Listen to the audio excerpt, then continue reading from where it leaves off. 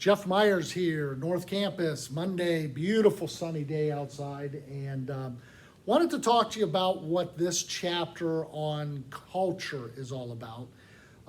I teach not only this course, but I teach the international business classes. And, good news is there is the chapter on culture. The bad news is there's not enough on international culture, which is fascinating, valuable, and really, you'll need these skills when you go into the real world in business. You'll need these skills big time because most of the people or a lot of the people you're going to work with, including a potential boss, is from another country. And so, I hope you watch this video. I'm not going to make it long, but I want to really ensure that you understand the value of understanding culture.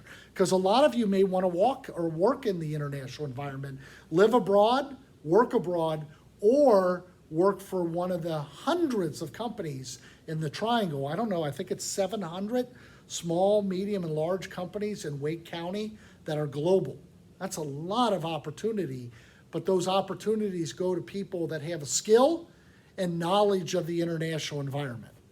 So you want to learn how to work in the international environment. The first thing you need to do is take a foreign language. Foreign languages are, I'm not saying they're easy. It took me 11 years to learn German, and I'm somewhat fluent. But I didn't have Rosetta Stone, Babbel, or Pimsleur, or these apps to help me back then. I had to learn it in a classroom. I had to live abroad, live with the family for a year, take it in college, and do self-study. And, I teach in Austria every year, so the German is refreshed for 2 or 3 weeks every summer, but it was tough. Today, you can learn German in a year and be fluent if you have an app like Pimsleur Approach or Rosetta Stone. I mean, at 30 minutes a day, maybe an hour a day, you will be fluent. It won't take you 11 years. It'll take you a year. So check it out. But you have to learn a foreign language today because the jobs go to people that speak the language. You want to work for Google or Apple or Ford or Toyota in Mexico City, you have to speak Spanish as an American. Back when I was in high school or college, they would hire me, but I would have to learn Spanish and they would give me time. Today they don't. Today, they want the students, especially with the degree, to speak the foreign language to be able to compete with those looking for that job. So you need to pick a language. Chinese is you want to be rich, doctor, lawyer, learn Chinese, they say. You can make a lot of money as an American doing translation services. There are a lot of jobs in China for Americans. Research how many American students have moved to China. Not only to teach English, but to work in China. And most of them learned Chinese. Arabic's big. German's the #1 spoken language in Europe. Spanish today, you got all of South America and Central America, and most of the countries are booming now. You've looked at a lot of these videos, that perception time that we were talking about. You would be amazed with places like Chile and Buenos Aires and Rio and cities in Uruguay and Costa Rica and Peru, Lima look like today. Tons of opportunity. Mexico City, tons of opportunity, but you have to speak Spanish. You also have to worry about culture and understand that culture is the way people do things, and understand that you have a culture, the U.S. culture, and they have a culture from their country. And their culture is special to their country. And they want to do things their way, and we want to do things our way. But when you're there, you do things or try and show that you want to do things their way because you'll get the deal quicker. The relationship will be stronger. They will like you better if you have an interest in their culture and at least attempt as an American to show them that you know how to greet them the way that they greet each other, that you know how to stand either close or far away, that you know that certain taboos like numbers and colors mean different things in that culture. The way we eat and what we eat are important in all these different cultures. Type of dress is important in these different type of cultures. Handshakes prior pandemic, that greeting and eye contact, very important that you know how to do this in their culture. And you will be respected more. You'll be liked more. And if you're in business, you will get promoted and you will be given the deal a lot quicker if you are aware of different cultural traits. Now, let's talk about a couple. In Germany, Austria, Switzerland, Liechtenstein, lateness does not exist. I mean, there's a word for lateness, but they don't really see it or understand how somebody could be late. It doesn't exist. They're not late. The trains and the buses come to the exact moment. I don't know how, but you just can't be late. Whereas you go to places in South America, Colombia, if someone invites you to their house at 6, you don't show till 7 or 7:30. You're supposed to be late. They won't be ready for you at 6. Gift giving. Here we open a gift in front of other people, but in India, they take the gift, and they go to the back bedroom, and they put the gift on the bed, and they come out. They open it when you're long gone because they don't want to be, they don't want to show their facial expression if they don't like it. That's kind of why they do that. So don't be offended. Don't give a Chinese person a watch as a gift.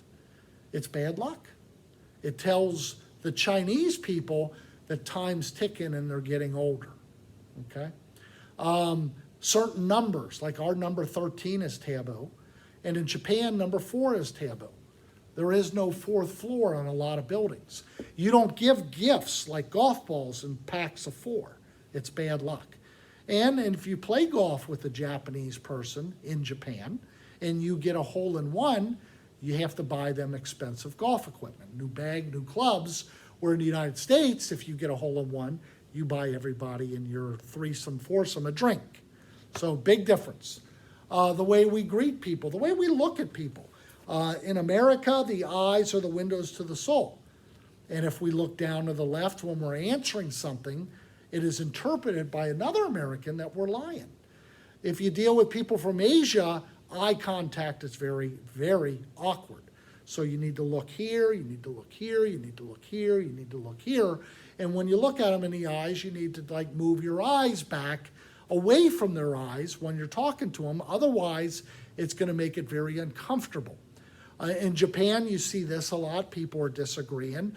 In Japan, you see people slurp their soup really loud to show that they are very impressed with the meal or with the soup. So the louder you slurp, the better. In guitar, when you shake somebody's hand and greet them prior pandemic, you rub noses up and down. We did that with Wake Tech back in 2014, and we had to do that with people for 10 days. Now that's a man to a man. A woman to a man, hand over the chest. We don't touch a woman's hand or their nose in guitar. There's a lot of bows in Asia. Not all Asians bow like the Japanese. Japanese put their hands to the side and they bow. I see a lot of Americans go to Thailand, get off the plane, meet their Thai host, and bow like a Japanese. You don't do it. In Thailand, you have to put your hands together and bow. Swati Cup for a man, Swati Ka for a woman. By bowing like a Japanese to a Thai is disrespectful. So there's so many things that you need to know, and I'm not saying you need to know them all right now. I'm saying that if you have an interest in working in France, learn French, know the French culture. Know that you can be late to anything in France by a little bit, except restaurants. If you're late to a restaurant in France, it ain't gonna be pretty. Culinary is so important in the French culture that being late to a restaurant is like being late to anything in Germany. They don't get it. Eating in Rome, you get a 7-course meal. So if you got a business deal going on in Italy and you got to take out the client or you're a guest, don't eat for a day or two before the big meal because you'll get 7 courses. And the chef in Italy will expect that you clear your plate or they come out and question you. So depending on where you're going, learn the culture. Learn European culture, learn German culture, learn Japanese culture, depending on the area you want to work in. You don't have to be an expert in everything. I'm not, but I know enough to be dangerous. Excuse me. So this is an important chapter. I'm going to put a lot of videos on culture throughout the week.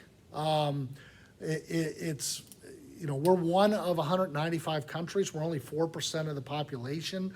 We talked about the term, I think, and maybe we didn't in this class, ethnocentricity.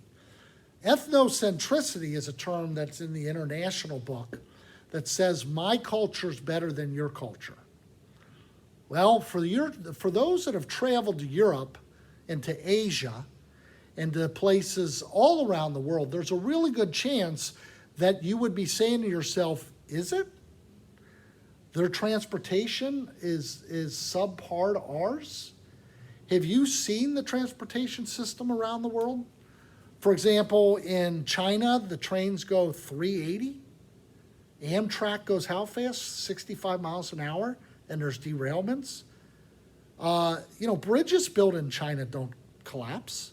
We have bridges collapsing in this country. Our culture is superior to every other culture. That's the biggest myth and lie I've heard in the last 40 years because I've been to 50 countries, and every time I come back, I look around and say, why don't we have that? Why don't we have transportation system where you don't need a car? Why don't we have health care that's cheap and or free? Why don't we have this? Why don't we have that? That's the first step to getting motivated to want to know about other cultures, is getting rid of the term ethnocentricity, which really says and points at one country that's at fault, us. We think that we have the best country in terms of culture. Not the best country, but the best culture. Well, I want you to think about this question. What is our culture? Can you describe it? I can. You need to think about that. And that'll probably be a discussion post that I want you to answer. What is the culture of the United States? It's for you to think about. All right, that's all I got. So thanks for listening, and we'll talk to everybody soon, I hope. Thanks.